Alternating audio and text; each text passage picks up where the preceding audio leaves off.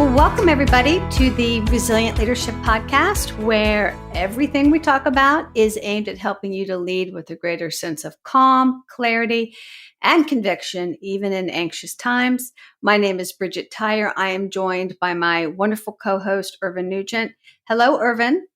Hello, Bridget. How are you? I am doing peachy keen, as I used to say. When people would ask me, how you doing? I'd say peachy keen. They go, where on earth did you get that from? And I'm like, well, I had an aunt who's from the South, and that's what she would say all the time. I love it. Have you ever heard that expression before? I have a few times. I lived in Florida for 21 years, so it did come into my vocabulary every now and again. There you go. Can't say I've ever used it, but. Okay, well, so that's how I'm doing. I'm doing great, and I'm very excited about this topic. Yeah, me too. Okay, so we are going to be talking about busting the charisma myth. As you and I have chatted, Irvine, it is a myth that, I think a lot of leaders hold, right? That, man, to be really effective as a leader, you got to be charismatic. And the problem with that assumption is, what if you're not? Because we know if we're not, it can, I think, erode our confidence. So we're going to shine a giant spotlight on this assumption and hang around, because we're going to talk about two other qualities that are much more essential to your success in the long run than charisma is. Yeah. But so let's, Irvine, start with this. What is charisma, and why do you think we are all so drawn to it?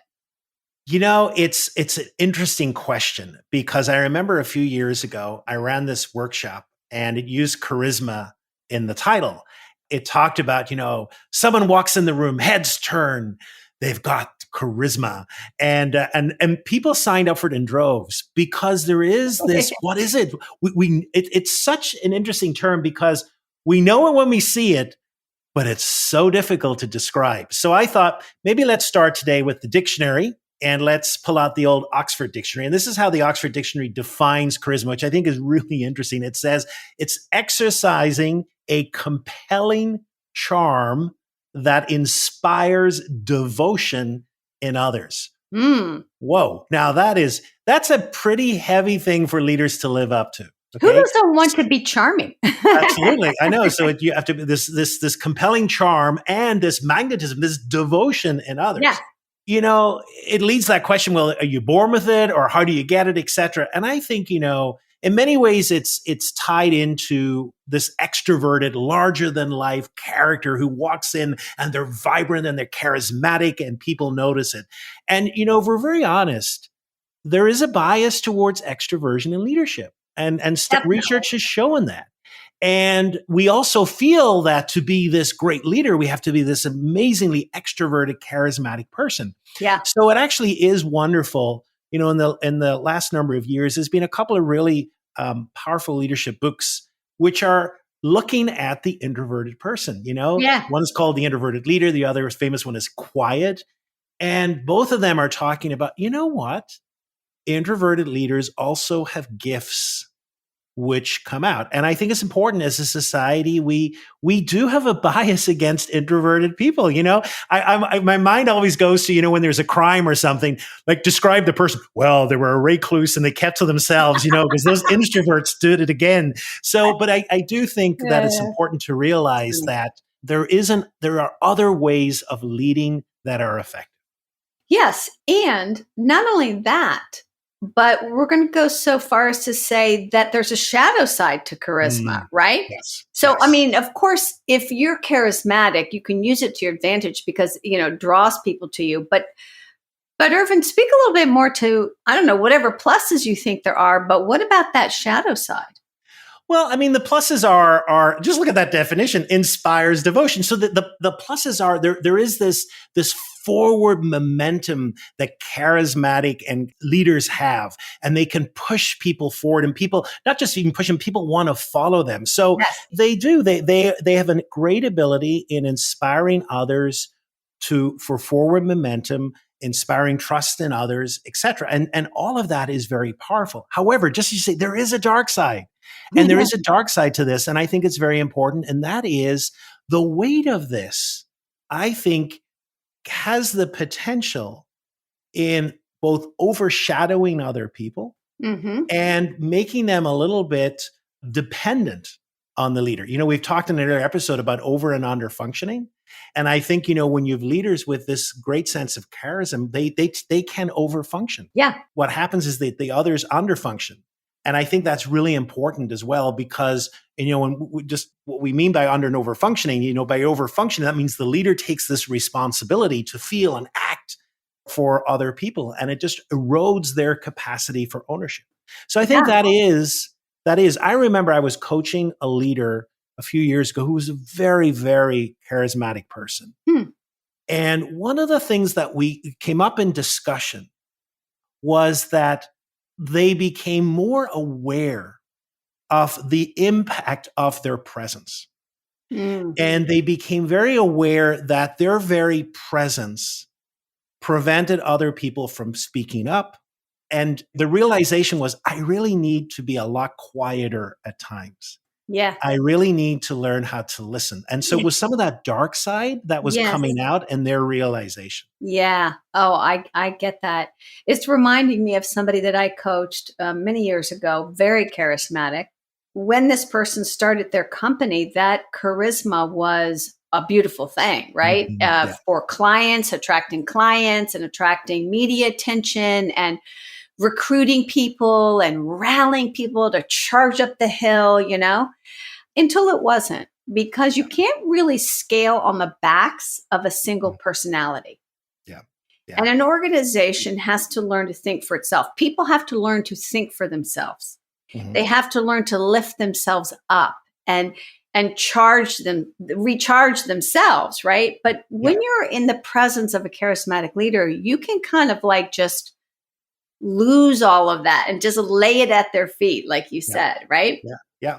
Yeah. And I think, you alluded to it at the beginning. So if that is the case, then what is important? And I think what we both like to draw attention to today is those two qualities of clarity and consistency. Yeah. And we don't use those just pulling them out of thin air. There's actually good reasons for those. And I know, Bridget, we try and ground a lot of our thinking and a lot of our conversations in neuroscience. So do you want to talk a little bit about why is clarity and consistency important and what's going on in the brain? Yeah. Well, first of all, just listening to you, like it's immediately obvious that clarity and consistency don't have the same allure as charisma. It's like, and yet, from a neuroscience point of view and from a systems perspective, which is what we're all about here, a clear and consistent leader wins the day. And an inconsistent and unclear leader wreaks havoc on people's nervous systems. So why is that? And it has to do with one of the things the human brain loves to do, which is make predictions. So we take data, right? And then the brain goes, okay, well, based on that data, what's the weather going to be tomorrow? And, what kind of a week am I going to have? And how's my family going to be? And, we're going to have enough money to pay the bills. And we make predictions and we want to feel confident in those predictions. And when we do, it calms us. And when we don't, it makes us really anxious. And then we can't do our best thinking. So a leader who isn't being clear and consistent is unpredictable. And man, is that triggering for us. Yeah. Like if you can't predict how your manager is going to act or react, it puts you on edge. Yeah. So a clear and consistent leader helps the organization to be calmer, and it helps people to do better thinking. Right? So that's the neuroscience behind it. But okay, so now we got to pump up the clear and consistent leader and talk about what it looks like in action, because while it might not have the same immediate allure, when we talk about what it looks like in action concretely, we can really see why it matters so much. So what does a clear and consistent leader look like in action? Yeah, that's a really interesting question, because I think you alluded to the fact that they're really both sides of a coin, know? But let's try and clarify both just for the sake of doing it. So the first, what does clarity look like in leadership? And, I go as far and say that clarity is the lifeblood of an organization. And that when leaders are able to communicate, their values, their priorities, their expectations in a clear Mm. manner, it is amazing what can happen in an organization. Yeah. I think, what happens, we see alignment, we see a building up of trust, clarity of execution, clarity of roles, etc. And all of those are incredibly important because I don't know about you, but I've been in so many coaching conversations and so many organizations where clarity is just not present. Yeah. I'm not clear about my role and responsibility. Right. And so if you're not clear about your role and responsibility, that has huge impact. So the impact, of course, is then, well, if I don't know what I should be doing, why don't I just do everything? Or why don't I encroach Right. on other people, et cetera? Or Yeah. the person can say, well, then I just give up, So that kind of clarity is important. Clarity of values as well, because we know that people stay in organizations where they espouse the values, that there's meaning. And so if a leader has clarity about the values, then I think, employees can come around and there's clarity about that. Mm-hmm. One question I like to, in a coaching conversation with leader, and sometimes this comes up, where leaders think, this is the problem. Leaders think they are very clear. Yeah. But, as my mother used to say, they're as clear as mud. And at times, and what happens, a question I like to ask is, do you know what your values are? And then the next question is, and if I ask that to anyone in your team, would they be able to tell me the same response? Mm-hmm. And very often that's where the failure is. There isn't clarity around that. You see, because you can be charismatic all you want, but if what you're saying doesn't have clarity, then I think you're really failing at this kind of fundamental area of Mm-hmm. organizational life. Yes. And I'm guessing this has been your experience as well. But, leaders will assume they've been clearer than they have been, not just about values, but about a lot of stuff, right? Yeah. Yeah. And, they'll say, oh, yeah, we've communicated that many times. Yeah. We sent out an email and then we resent it, And I think that, the reason leaders can sometimes think there's clarity when there isn't is one, you might have talked a lot about it with a colleague or inside your own head. You've had conversations and it feels like you've communicated. But I think it's a lot because here's a distinction we often don't spend enough time with. And that is there's a difference between just sharing a message, right? Communicating, sharing information, and building shared understanding. They are not the same thing. And shared understanding takes dialogue and it takes time, right? Like I got to check in and see, like, did you get the same thing from that conversation that I did? Are we really on the same page? Yeah. How do I know? And shared understanding is what truly builds commitment and alignment, as you were talking about, and forward momentum. Yeah. So again, you can be really charismatic in a meeting and make everybody feel really good. And guess what? People walk away with a completely different idea of what is expected, needed, or wanted. And that is going to lead to difficulties. Yeah. Okay. So now that's like clarity. But now, like you said, two sides of the same coin, but what about consistency? Like what?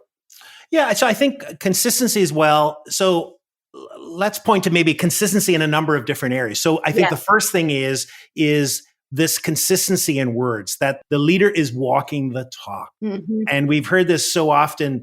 And, we are hardwired to trust leaders who actually say something and follow through and actually do it. So, as a leader says and a leader does, you talk about inspirational leadership, and very often we think about the great charismatic leader, but inspirational could be the leader that stays behind at the end of a party and helps clean up. That I'm in this together. I've seen that a few times, and people like, wow, they're really in this. So this is not just talk for me. It actually is something that is meaningful. And I think the other one then is they deliver the consistency of message. Mm-hmm.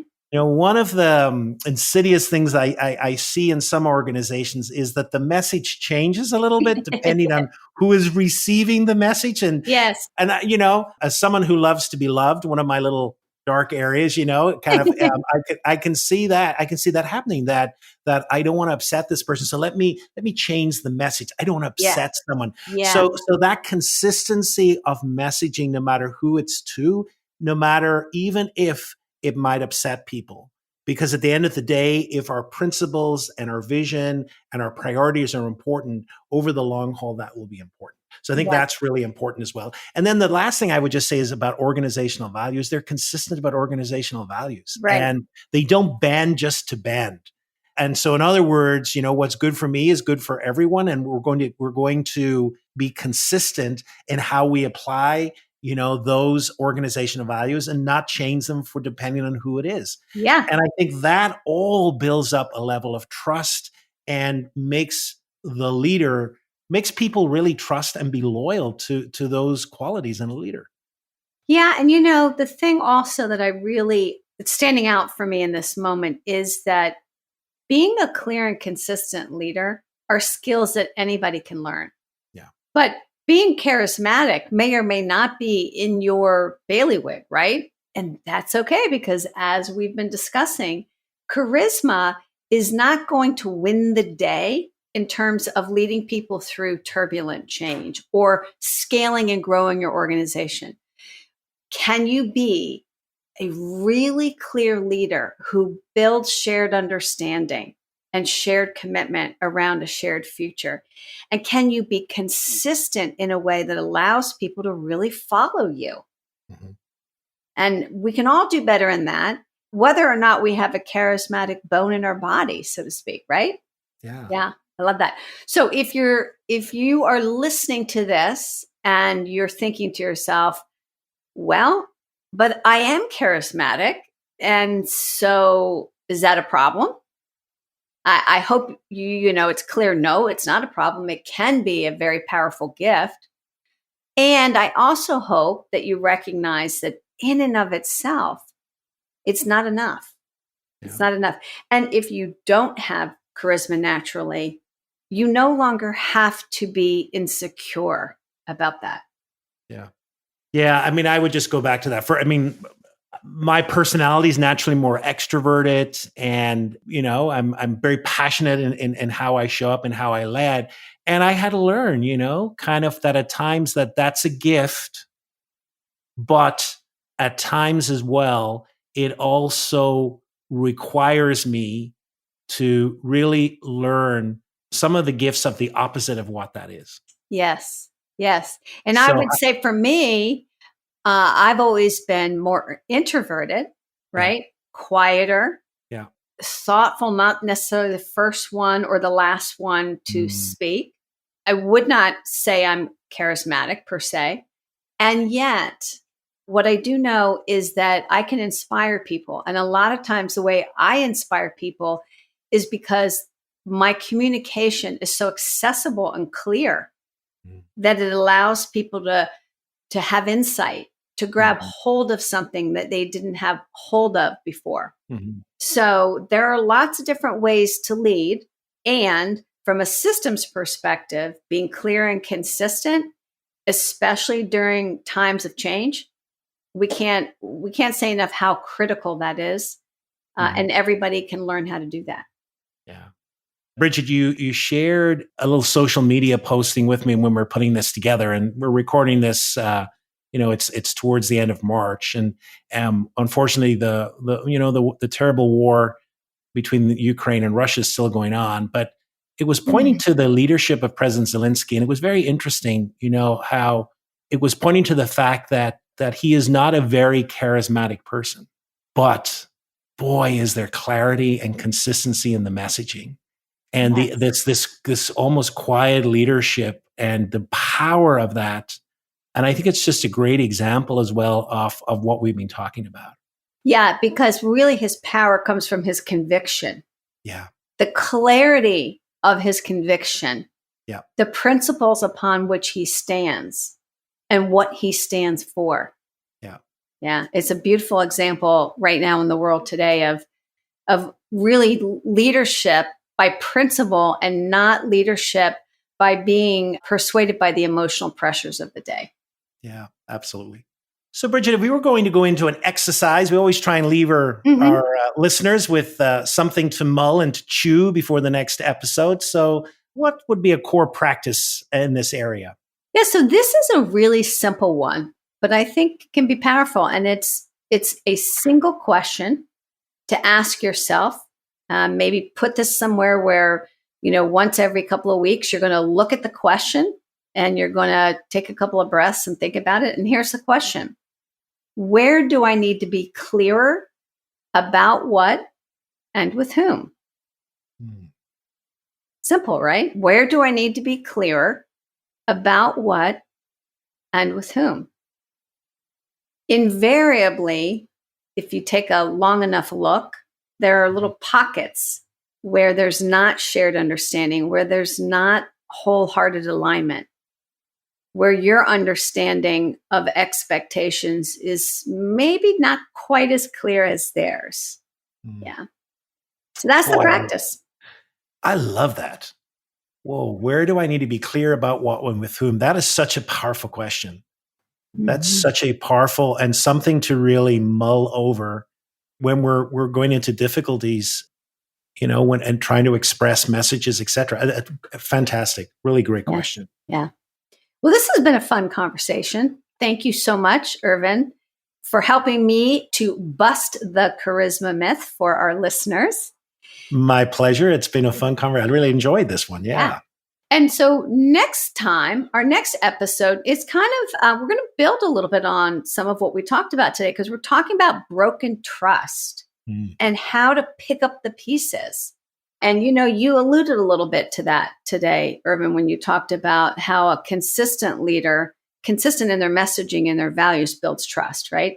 Yeah. So we'll talk a little bit more about that. If you have a situation where you feel like trust has been broken and you want to learn more about how to repair it, tune in next time.